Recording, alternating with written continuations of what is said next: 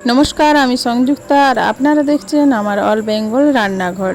এই সিজনে আমের আচার না বানালে হয়, তাই তো আপনাদের জন্য আপনাদের পছন্দের একটা আমের আচারের রেসিপি নিয়ে চলে এলাম।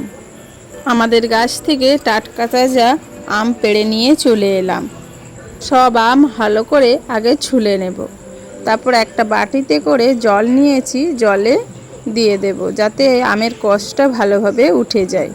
আম তো ছুলে নিলাম, কিন্তু কাটার ক্ষমতা আর আমার হয়নি। আঁটি সহ কাটতে আমি আর পারছিলাম না, তাই বেটুর বাবাকেই বললাম যে আমগুলো কেটে দাও।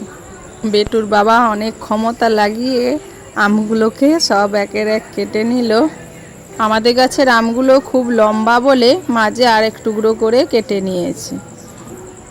সব আম কাটা হয়ে গেছে, এবার পরিমাণ মতো চিনি দিয়ে মেখে রাখবো। আমি এখানে 1 ঘন্টার মতো মেখে রেখেছিলাম। আপনাদের সময় অনুযায়ী মাখবেন, বেশিও রাখতে পারেন কমও রাখতে পারেন।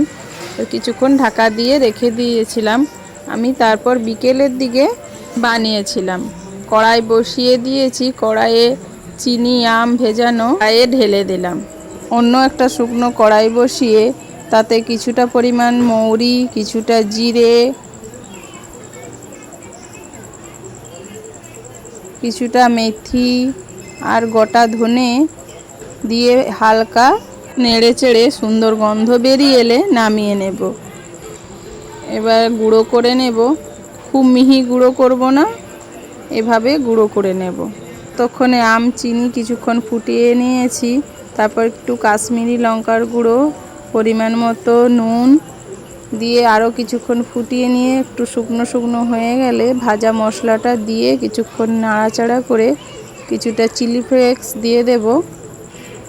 চিলি ফ্লেক্স দিয়ে নাড়াচাড়া করে চামচের মতো ভিনিগার দিলেই রেডি কাশ্মীরি আচার। ভিনিগার দেওয়ার কারণে আপনারা 1 বছর না রোদে দিয়েই সংরক্ষণ করে রাখতে পারবেন।